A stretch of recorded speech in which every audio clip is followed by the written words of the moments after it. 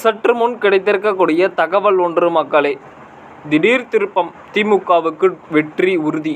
இதை பற்றி நாம் பார்க்க போகிறோம். பார்ப்பதற்கு முன்பு நம்ம சேனலுக்கு நீங்கள் புதிய பார்வையாளர் இருந்தீர்கள் என்றால் ஒரே ஒரு சப்ஸ்கிரைப் மட்டும் பண்ணிட்டு பாருங்கள். அதாவது தமிழகத்தில் 2026ஆம் ஆண்டு சட்டமன்ற தேர்தல் நடைபெறுவதற்கு இன்னும் சில மாதங்களே மட்டும் உள்ள நிலையில் தற்பொழுது தேர்தல் களம் சூடுபிடிக்க உள்ளது. அனைத்து அரசியல் கட்சிகளும் ஒரு பக்கம் கூட்டணி பேச்சுவார்த்தை, மறுபக்கம் தேர்தல் பிரச்சாரம் என தீவிரமாக தேர்தல் பணியில் செயல்பட்டு வருகின்றன. அதிமுக மற்றும் திமுக இடையே மட்டும்தான் போட்டி என்ற நிலையில் மாறி தற்பொழுது விஜயும் களத்தில் இறங்கியுள்ளதாக தகவல் ஒன்று வெளியாகியுள்ளது.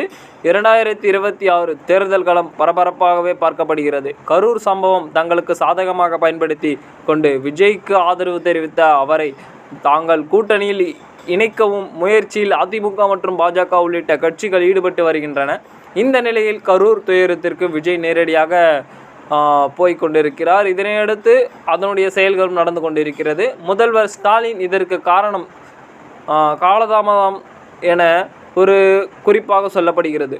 சட்டப்பேரவையில் நேற்று ஒரு குறிப்பாக சொல்ல வேண்டுமென்றால் இந்த திடீர் ரியாக்ஷனுக்கு திமுக சர்வேதான் காரணம் என கூறப்படுகிறது.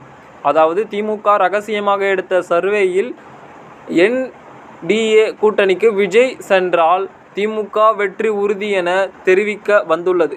இதனால் தொடர்ந்து அவர் இதனை பற்றி நாம் பேசிக்கொண்டிருக்கிறார். இதனை அடுத்து விஜய் NDA பக்கம் சர்வேர் என அறியலாம், புது கணக்காக இருக்கிறதே என்று பார்க்கப்படுகிறது. அதாவது அரசியல் விமர்சனங்கள் இதை பற்றி கூறிக்கொண்டிருக்கிறார்கள். ஒரு மாற்றத்திற்கான செயல்களும் நடந்து கொண்டு இருக்கிறது.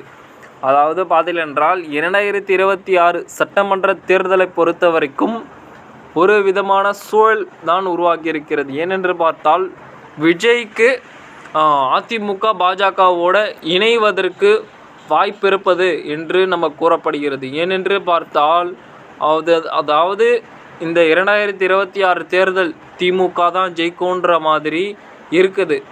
ஓகேவா? இருந்தாலும் தாவேகா தனித்து போட்டியிட்டாலும் என்ன மாதிரியான விஷயங்கள் நடக்கப் போகிறது அடுத்த காலையில் சந்திப்போம். இதுவரை உங்களிடம் நன்றி, வணக்கம் மக்களே. பொறுத்திருந்து பார்ப்போம். சப்ஸ்கிரைப் மட்டும் பண்ணிட்டு பாருங்கள்.